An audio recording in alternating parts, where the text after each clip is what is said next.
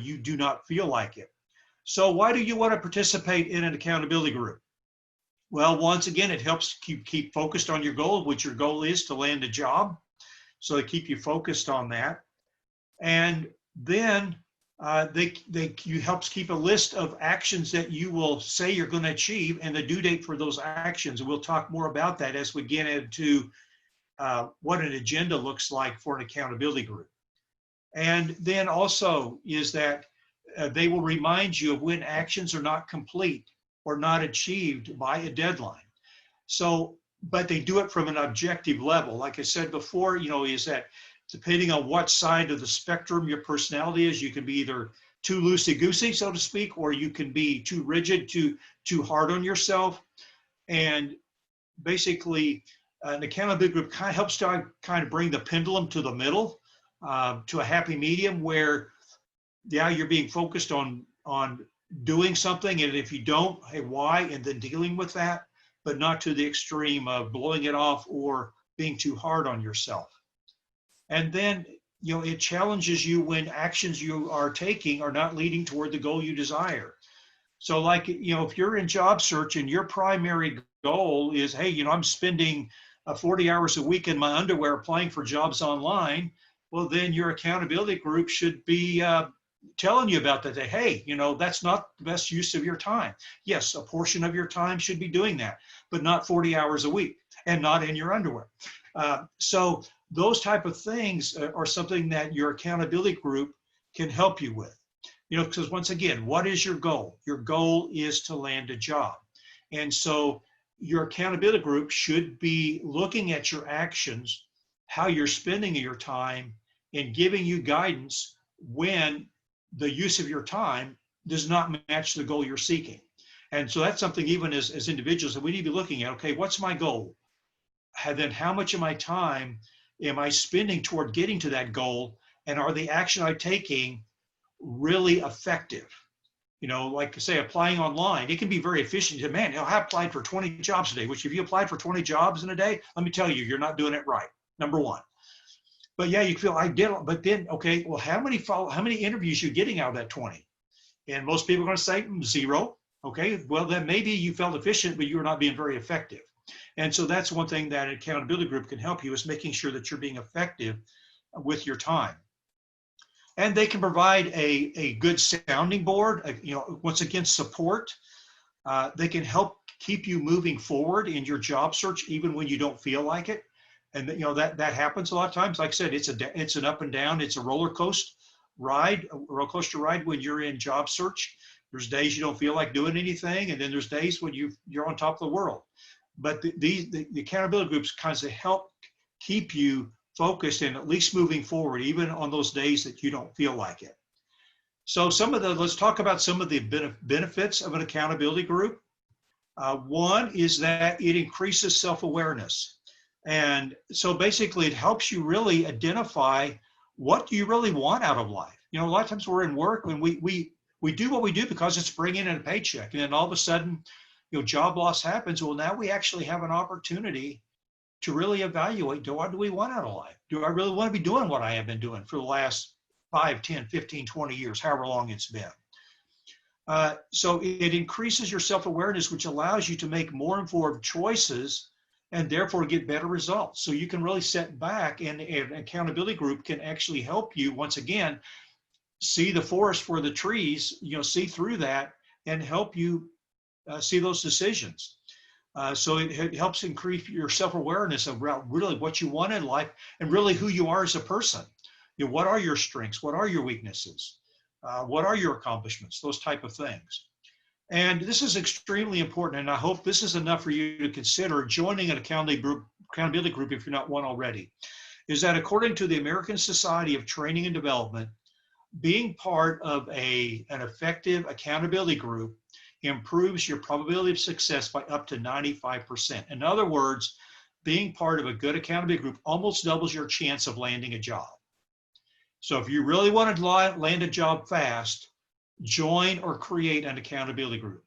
And we'll talk more about that, what that means. But that is extremely important. And I've seen that. I've seen that happen where people, their job search has just, it's gone into warp drive by joining an accountability group, because they became more focused, more purposeful in their job search, and it helped them land a job. And once again, it neutralizes the effect when you're incomplete. Instead of being too hard on yourself or too easy on yourself, you stay more objective, which is very important. And then also, by allowing others to observe you and you to observe others, it increases your compassion. And that is not a bad thing. That's actually a very good thing. There was actually a study, and I believe it was done by Harvard, but they wanted to understand the difference between good managers and great managers. Not great and bad, but great and good. What distinguished a great leader from a good leader? And after all their study, the results really surprised them and most of the readers of the study. It had nothing to do with skills, talent. There was 3 attributes that separated great leaders from good leaders, and that was compassion, humility, and gratitude. Those 3, that was it. And so increasing your compassion is actually going to help you be more effective, particularly if you're a leader, if you're a manager of people. And so that's because you become more aware of your own emotions, but then you see other people and you develop compassion because you're in a situation that those other people are in as well. And so basically they become a mirror of you. You can see by them going through this job search and the ups and downs, you see your own emotions of those ups and downs, and you're able then to help each other and do that. And by that, it does increase the compassion that you have one for another. So let's talk about, sounds great. It sounds like something I should be a part of. How do I go about creating an accountability group? Well, it's not hard. Fortunately, it's not rocket science, but there are a few things that you want to do. And so first off is you want to identify 3 to 5 people in your network. Now, it can be more than that. It can be 2, but really I strongly be at least 3, because that way if one of you lands a job, there's still 2 of you, you're not left alone. So I would say at least 3 to 5 people in your network. And these people, they can be people in your functional area, they can be people in your industry, or you can leave it open-ended where it's just anybody regardless of their career field or their industry. That's really up to you. Some things I don't recommend is I don't recommend family members. And it's not that I'm against family members. My wife and I, we're going to be celebrating our 37th wedding anniversary week after next. So I'm definitely for long-term relationships and that type of thing. But sometimes, it's good to be around other people who've not been around us, and that we can maybe be more open, and we don't have history. People see us for who we are at that moment. It doesn't hurt to maybe have a former Marine part of your group. Helps keep you on track and make sure stuff gets done. Otherwise, your meetings can end up being just a good gossip chat, good gossip session.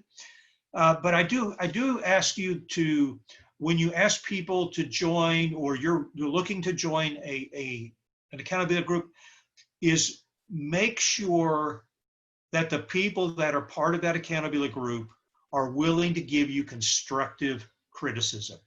You need people who are willing to tell you you're doing something wrong when you're doing something wrong.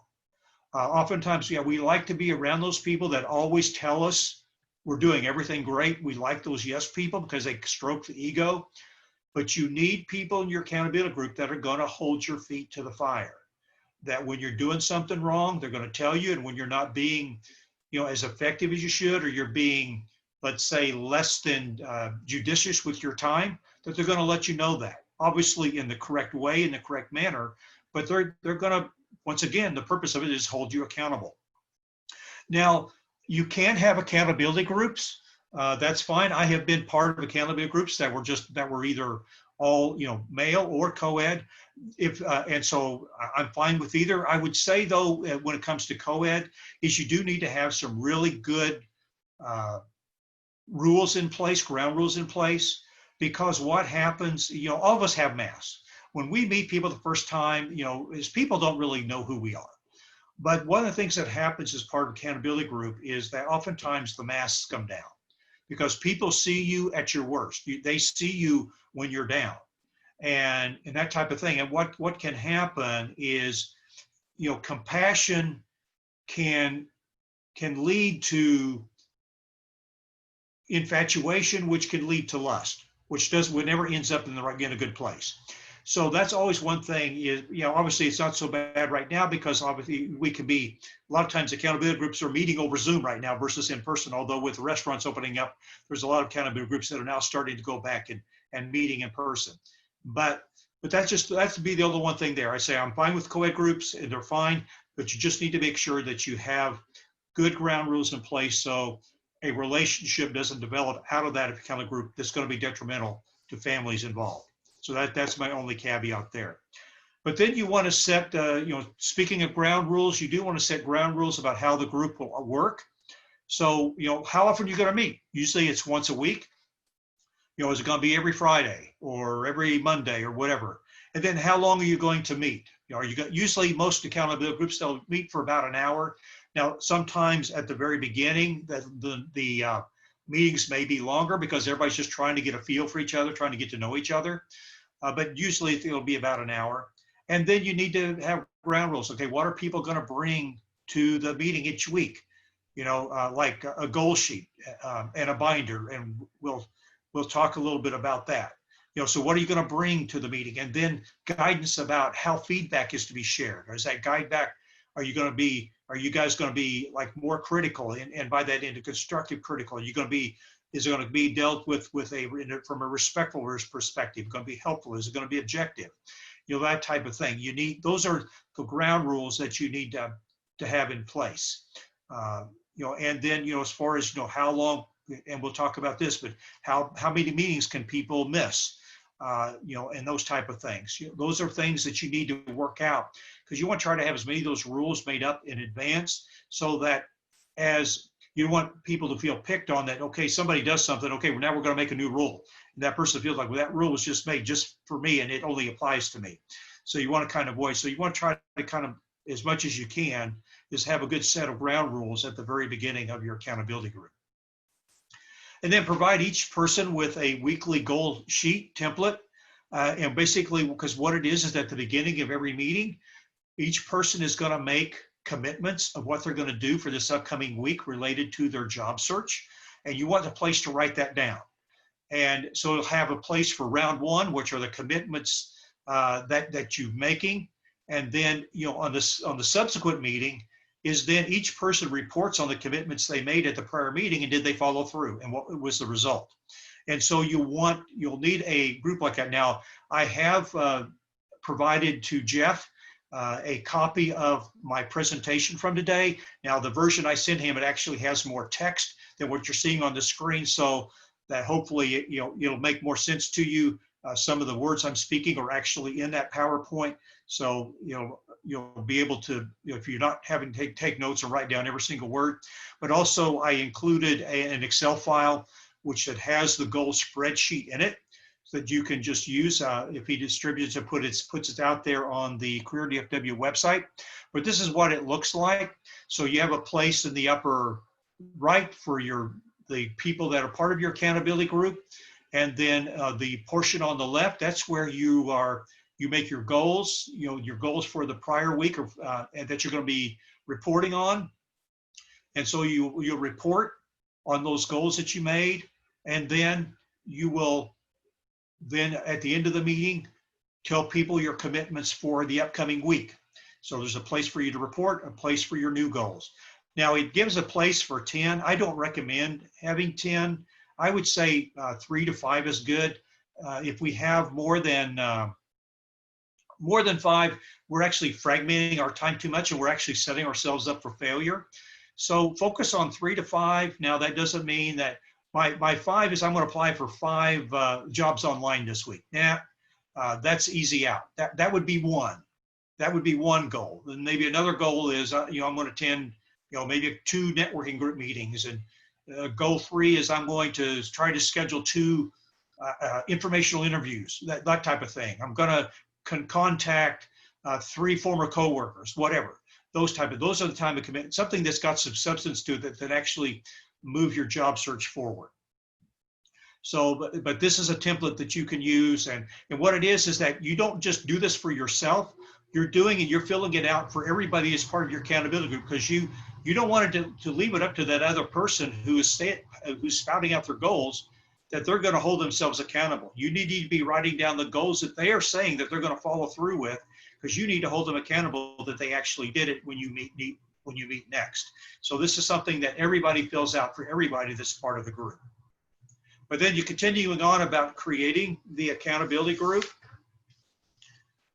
is that you want to allow for critical discussion and feedback. And by critical, I mean is really looking at, are we accomplishing our goal? Are we really living up to the commitments that we've made? So, since this is an accountability group, the whole reason why you're getting together is to push you toward reaching your goal, which is getting a job. So it's to push you to get things done and making sure that it's the right things that are getting done. So, if your goals are too easy, your accountability group members should be telling you that. If you're not getting your things done, accomplished in a timely fashion, or you're not getting them completed, you're maybe getting it done part of the way, but not all the way, they should be telling you that. There should be somebody there that is making sure that you're being committed to your job search. And that would be another thing that I would say too, is not only make sure that your accountability group members are going to be willing to give you good and honest feedback, but they need to be as committed to the job search as you are. So that's another thing that you need to have. Every week, have each person restate their specific job search objective. Now, this is not their elevator speech. What is their job search objective? Because guess what? People change their minds. Man, I was focusing on a underwater basket weaver job, but they suddenly finally changed, and you know what? I'm going to be doing a project management. And so if you want that people to restate so that everybody understands if they've all of a sudden they've changed focus, because that's one thing with accountability group is that you get to know each other. And then while you're out looking for jobs, you're looking for jobs for all of your accountability group members as well. And the last thing you want is your accountability group members be looking for a job that you no longer want. So that's why it's important, is to make sure that you restate your job search objectives. And then, is keep the group's membership consistent and don't add new people all the time. Once again, you need to develop a sense of trust, and that's when the masks come off, is when you feel like you can trust the people. So the only time you'd really want to add people to your group is if somebody leaves. They got a job, or maybe there's somebody that just can no longer fulfill the responsibilities of being part of an accountability group, due to, so there's poor or inconsistent participation, but otherwise keep your membership consistent. And then, pick a leader who will be there every time. So pick somebody, who can organize everything, somebody who, except for one interview days or something like that, is going to be the rock of the group, and then make sure that there's somebody who's an assistant leader, an assistant rock, who, in case that leader lands a job, there's somebody that will be ready to step in and be a leader of the group. And then also maintain a binder for everyone. So this would be where you would have your resume for all of your accountability group members. So you'd have their resume, you would have their you'd have their business card, that type of thing, anything that's related to their job search. I would also recommend that you would have their personal bio. And for some of you, that may be a new term for you. And so what I want to do is, in case you're not aware of what a personal bio looks like, and this is also something that I shared with Jeff that he can make available to you, but a personal bio is not your resume. And I use a personal bio when I am networking. So like when I was doing informational interviews or things like that, this is what I would give the person I was meeting with. And I provided two files. One was a PDF, and then one was the actual publisher document that I put it in.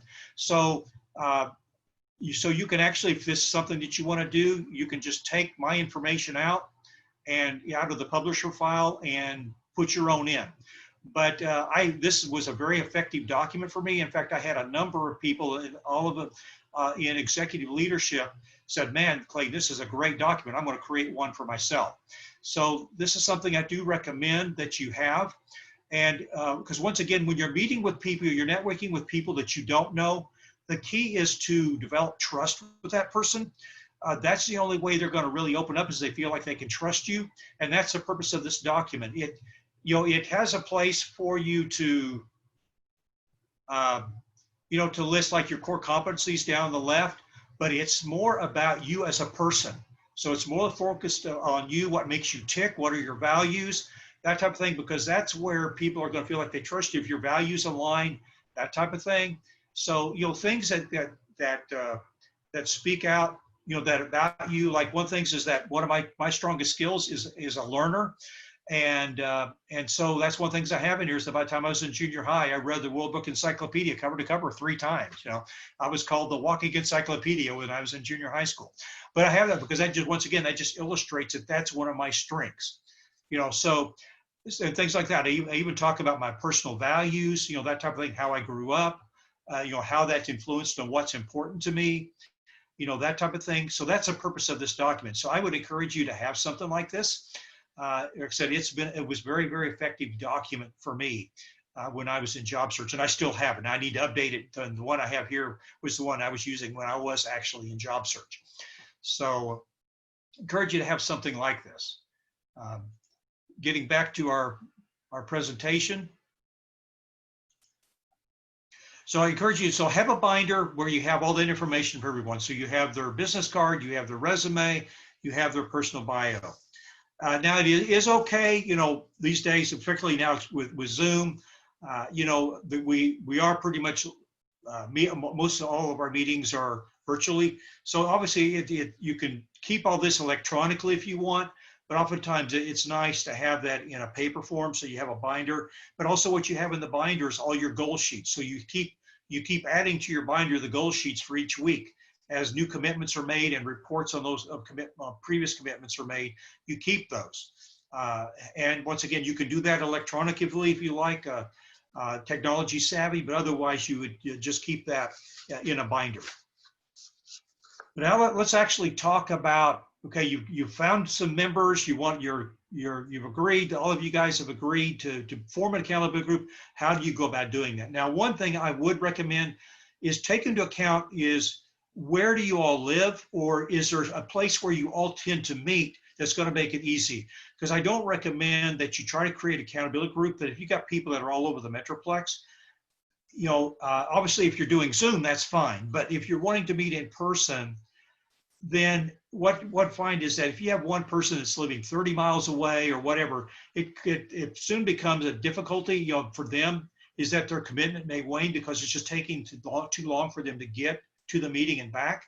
So I recommend finding people that are close together, or you're coming together for some reason. So like, for instance, when South Lake Group was meeting, if all of you are going to be going to South Lake Focus Group, well then meet after South Lake Focus Group ends. And then that way everybody's already there, and you just go to another restaurant or find a place that doesn't cost you anything and you meet.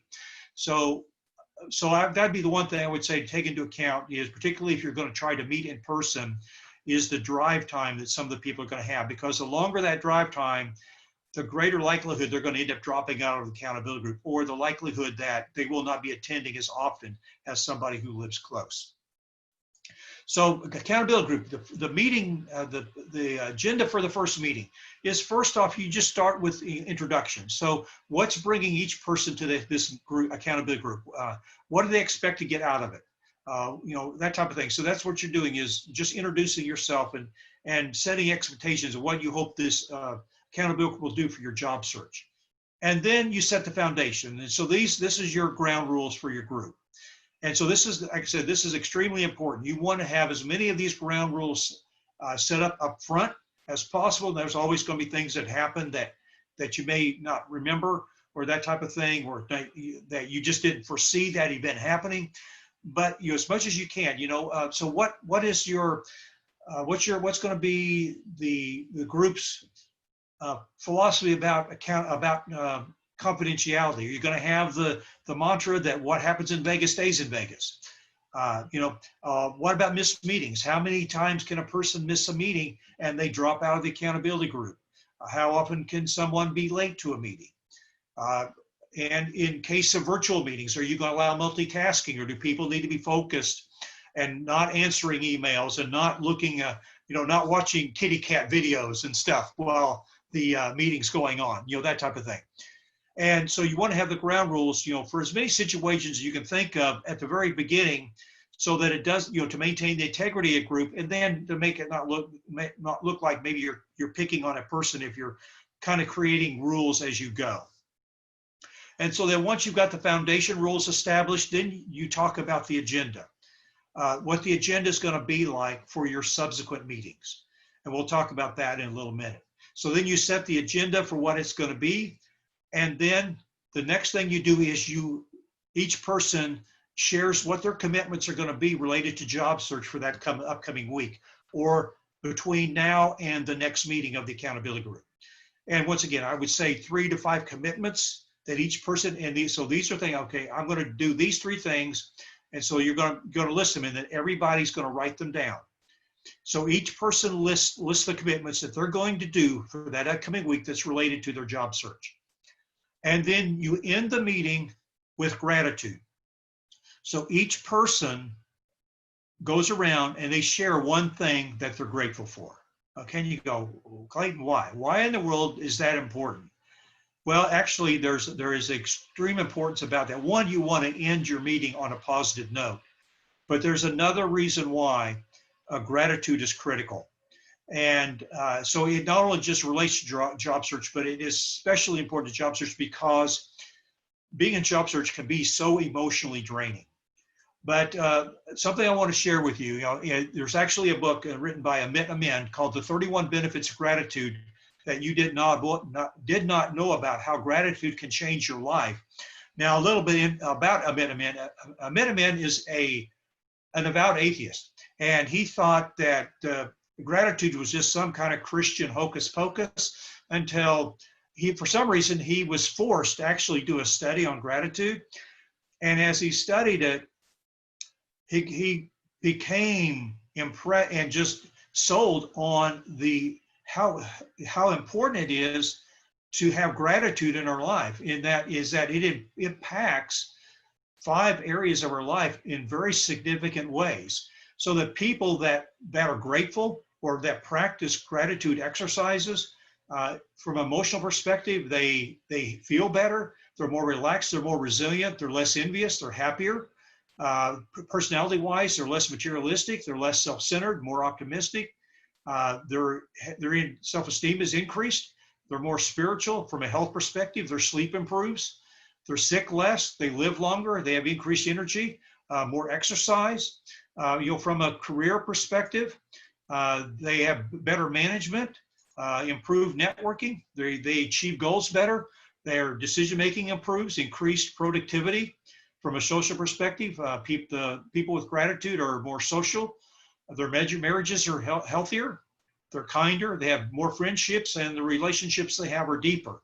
So it is important to make sure that during our, not just in job search, but especially in our job search, is that we have gratitude in our life. This can be extremely important to our well-being, and it is very helpful in keeping ourselves in a positive frame of mind as we're going through job search.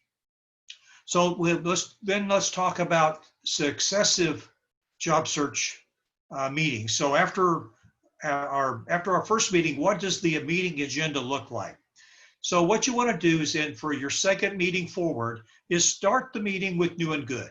So this is to get the meeting off to a good start. So here it doesn't have to be related to anything related to job search. It says, hey, what happened last week that was new and good? Maybe one of your kids got married, or one of your children won an award, or something good happened to you, that type of thing. But just share one thing that happened in your week that's new and it's good to get the meeting off on a positive note. And then everybody checks in. So once everyone has gone around and shared something that's new and good, then everybody kind of check in.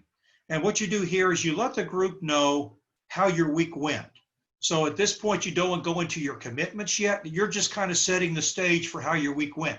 So like in my case, when I told my accountability group, you know what, I had lightning strike my house, that probably gave them a pretty good clue that I probably didn't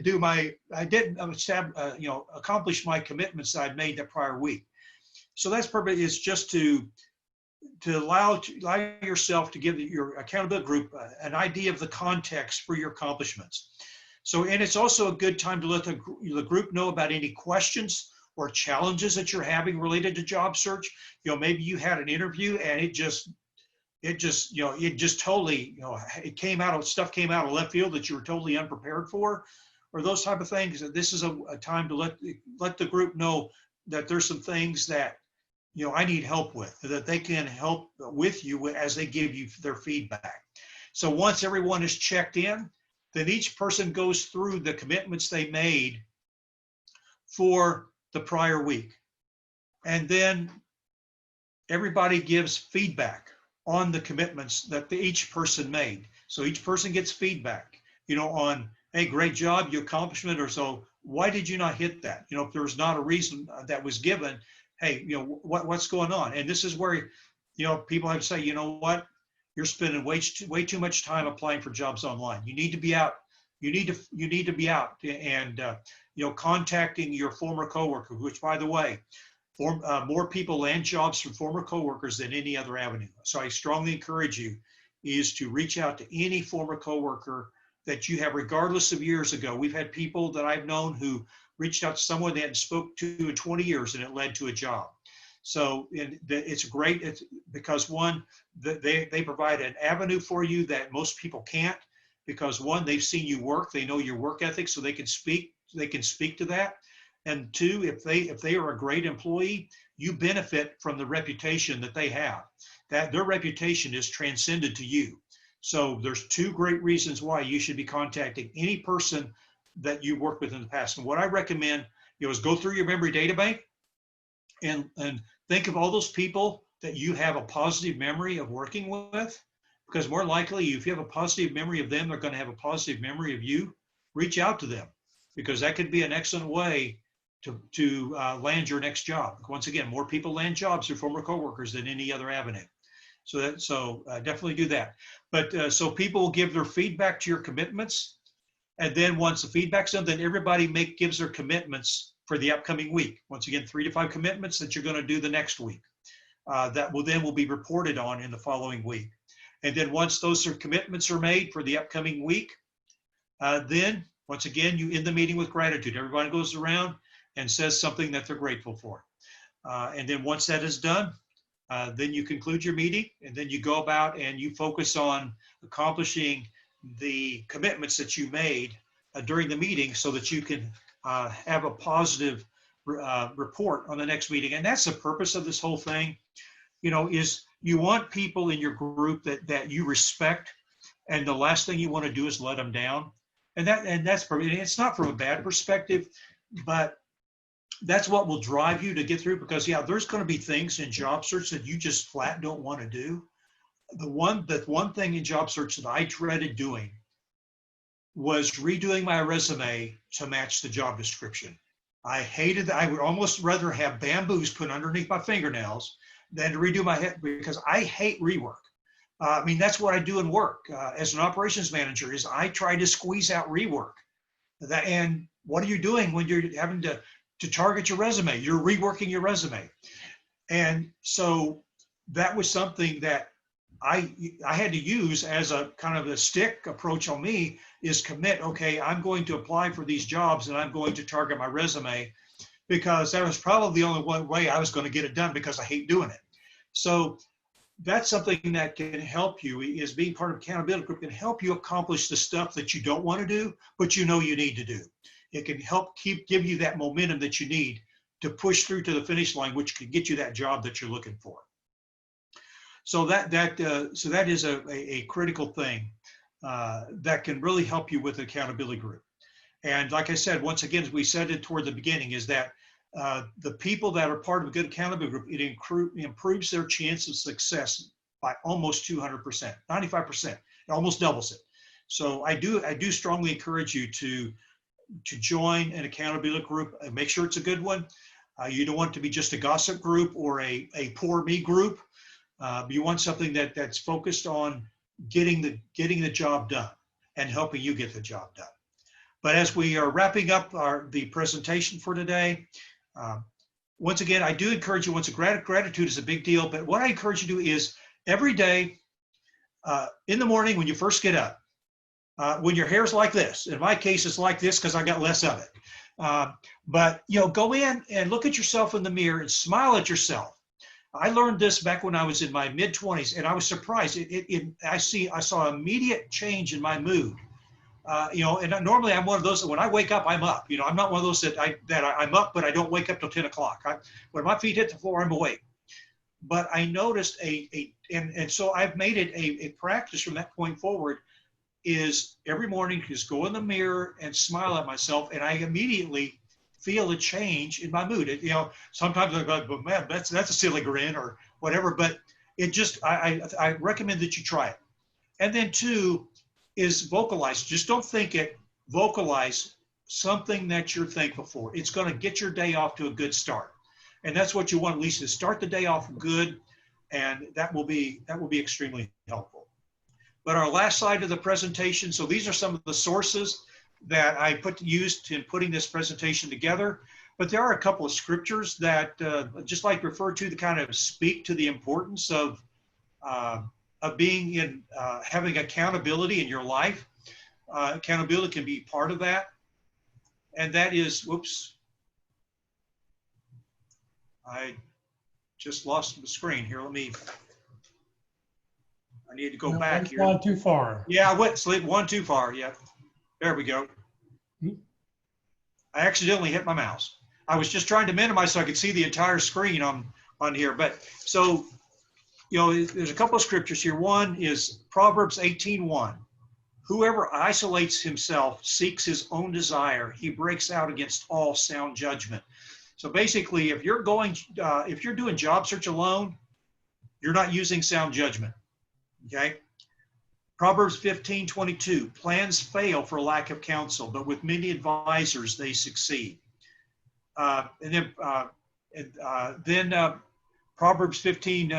So then looking down at Ecclesiastes 4:9, 10, and 12. 2 are better than 1 because they give good return for their labor. If either of them falls down, one can help the other up, but pity anyone who falls and has no one to help them up. Though one may be overpowered, 2 can defend themselves. A cord of 3 strands is not quickly broken. So for those of you that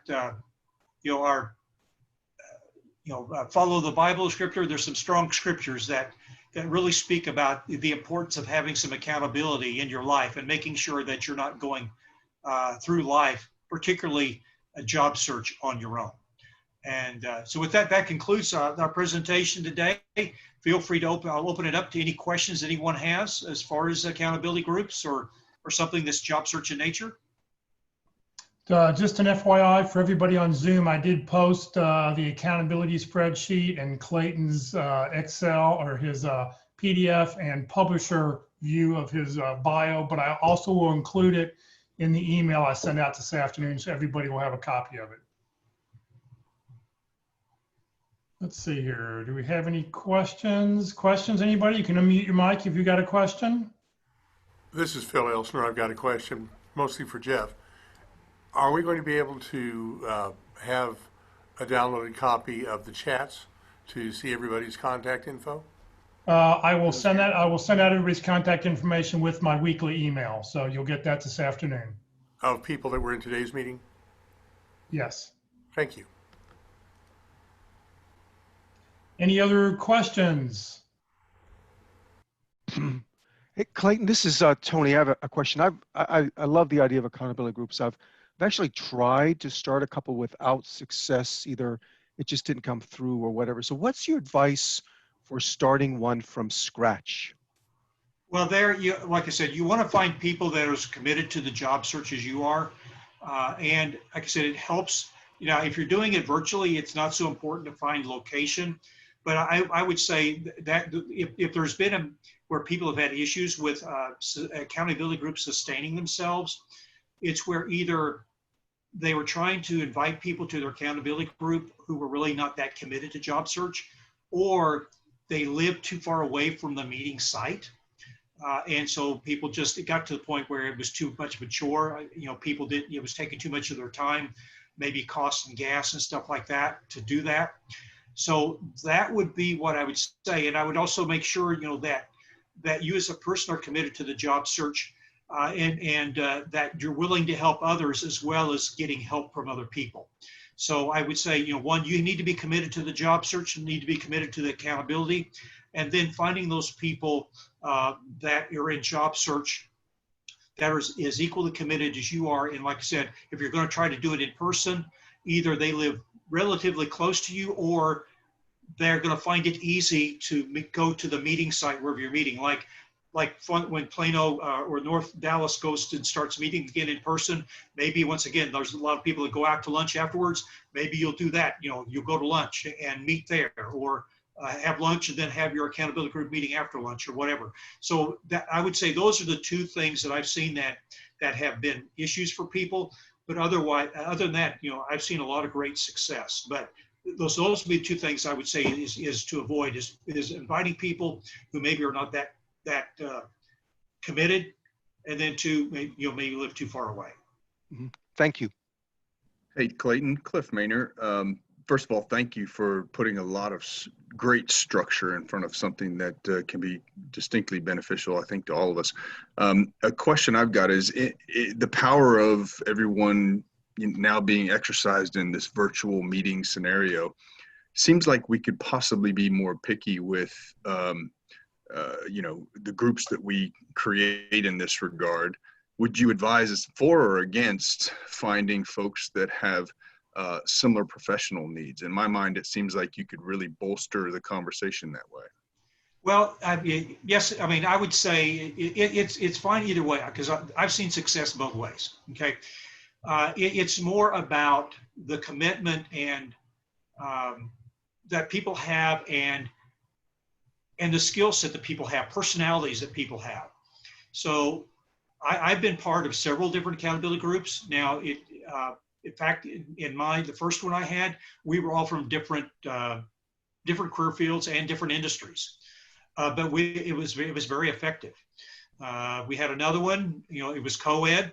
Once again, it was effective. People landed jobs. There was good conversation, that type of thing. So I think it's more not. I mean, if all of you are in one industry or one career field, you may have a lot of synergy in that one area. But then two, there are things you can learn from other industries that can bring insight to you. So I would say, I wouldn't make or break it. Hey, I got to have everybody in my accountability's got to be in IT, or has got to be a project manager, or has to be from the financial industry. I would look at it more from, people who you think you get along with, who you feel like you can trust, who you can be real with, and they can be real with you, that you can give honest feedback to them, and that you can accept honest feedback from them. I would also say, make it people that you respect, because that's a big thing. If you respect people, the last thing you want to do is let them down. And so that in itself is going to drive you to get things done, because you don't want to let people down that you respect, because you don't want to lose their respect in their eyes, the respect that you have of them. So excellent, thank you. Clayton, Phil Elsner, I have another question about that. It's easy enough to get a feel for whether or not you think you can connect well with somebody if you're in the same room with them, shaking their hand, looking in the eyeball. But here we've got wiring separating all of us for the known future. Right. Well, and that's why, with virtual, it makes it a little, but I think that's where, once again, like here you have a great avenue where people are getting together. You're sharing contact information. What I would do is send out an email. Initially, obviously, you haven't had a chance to maybe see each other face to face.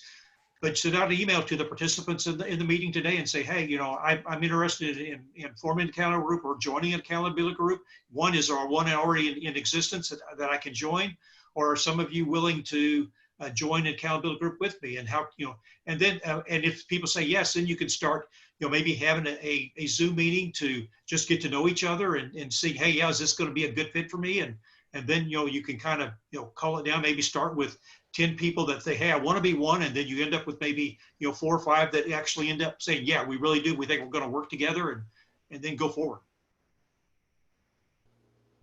Jerry, did you? Thanks. Oh, go ahead, Phil. Jerry, did you have a question? I saw Thanking you. Clayton for his time. Jerry Jones, you're muted. Oh, you just put a thumbs up for the comment. I was doing this for Clayton. Okay. Anybody else have any questions for Clayton? Yeah, this is Todd. I have a question. Yeah. What about once the people in your group start getting jobs, about, do you have any suggestions or thoughts on backfilling those positions? Because you want to bring people in because you don't want the group to die, like you said, get down to one. But then again, you've got to rebuild trust with folks. Yeah. So do you generally, as soon as somebody gets a job, start looking at somebody else to bring somebody else into the group to keep that alive? And Yes, how to do that? Yeah, that's what we did in the groups that I was in, and we were effective in that. So that's what I would do. I mean, obviously, if you're a big group, like say you got 8 people, it's not that big deal. But if you're at 3 and 4, I would go ahead and start looking for that person to come in and fill that slot. And usually, yeah, it may take a meeting or two to get, but usually within 1 or 2 meetings, you pretty well have felt that person out. They know whether they're going to be a good fit there themselves versus you with them. So I know, like, there was one accountability group that I was the only original member left. I guess I was the remedial student of the accountability group.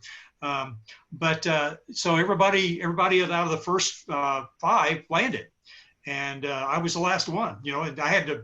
So basically, I was the only one of the charter members, so to speak. So, but it worked well, and people continued to land and that type of thing. And so that's what I would do is just keep it going, and that way you're keeping that synergy out. Because otherwise, if you like to die, then whoever's last can really feel really, really bad. Like, man, what's wrong with me? So replenishing the pool, so to speak, helps keep that the energy going and everything. Like, because once again, our length of job search may have nothing to do with our talents and abilities. Okay, I'm a Christian, and I approach everything from a Christian perspective. God has a time for everything, and sometimes for some of us that time is longer, and it could be either that there's something He's wanting to teach us, or He's needing to prepare our prospective employer for us, because right now they're not ready for us. And so that's so that's where I wouldn't don't allow those thoughts to get in your mind. Just push forward, be confident, positive, and just focus on job search and getting it done. And, I think it's tougher now, because how do you start an accountability group? Because you're not really seeing people. You're not going out to lunch with them. You're not seeing them at a meeting where you can, talk with people in person and go, yeah, here's a group of people I want to start. But please use the Yahoo group, email the Yahoo groups that you're in, or whatever networking group you're in, email the group and just say, hey, I'm looking for 3 or 4 people to start an accountability group, or we need 1 more person to join our group. We meet every Tuesday at 5 o'clock. If you're interested, please, shoot me back an email. Use the Yahoo groups for those kinds of leads. That's a great way to use it. Anybody else? Any other questions? Jeff, Phil again. 10 or 11 years ago, about the time you started running this group, we formed a couple accountability groups. As our people landed, we looked around and we saw there are other accountability groups that also had the same happy problem. So we decided to merge the 2 groups. And the way we did that was we had a joint meeting, so everybody was sure that they knew the people in the other group because they already knew the ones in their own. And that worked well for us. Yeah, good idea. Good suggestion. Well, Clayton, thank you very, very much. Let me share my screen here. So Clayton, thank you very much for being with us. Like I said, I'll send that information out to everybody. For those people, there's 2 people on Zoom who I don't know who you are. There's a Jay Hogue. If you can put in your full first and last name, that'd be helpful for me. And Katrina, I don't know what your last name is, so please let me know so I can update the roster. For those people on Facebook, I've got a couple, I only have 3 of the 9 names that are currently on. So if you're watching on Facebook, please enter your name so I can go ahead and get that information in there for you. Or get it on the roster. That way we can forward information out to you. If you're not part of the Yahoo group, if you're not getting weekly emails from the Career DFW, from the North Dallas Plano Career Focus Group, please either put your information into the chat box so I know who you are. Oops. So I know who you are, or please send me an email. For those on Facebook, you can send me an email at txjmorr@yahoo.com, and I will make sure to get you invited to the group this afternoon. Just as a reminder, next week, Jeff Crilly will be here to talk about free publicity. Normally when he comes, he passes out books, but it's hard to pass a book out via the internet. So, but you can at least come hear his stories. It's just an interesting way how he sort of reached out to people. It was really a great, he's got a really good presentation. Don't forget to join us every week. Every Tuesday, we do LinkedIn Tuesdays, Interviewing Wednesdays, Effective Resume Thursdays, and then we're meeting here every Friday. All these meetings are on the Zoom or Facebook Live page, and you can check the Career DFW calendar for more information. Like I said, these recordings, these events have been recorded, will be recorded. If you're on Facebook, if you, this is what the Facebook page looks like. If you go there, please click on where that red arrow is and click follow. What will happen is every time we go live, you'll get an alert on your phone saying Career DFW is currently live.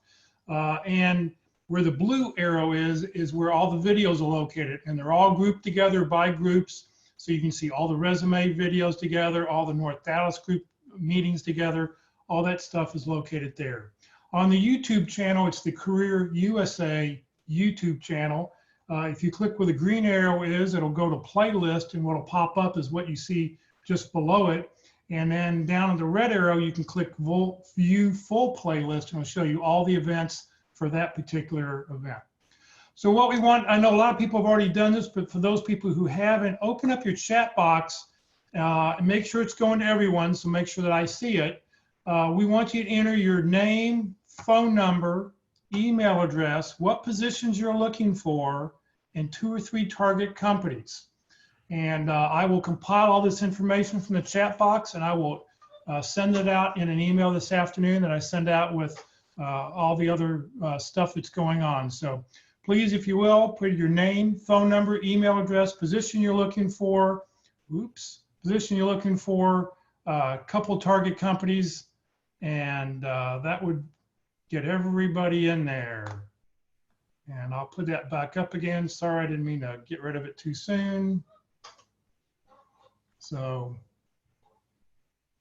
name, phone number, email address, position you're looking for, 2 or 3 target companies, and then hit the return key. That way everything all stays together.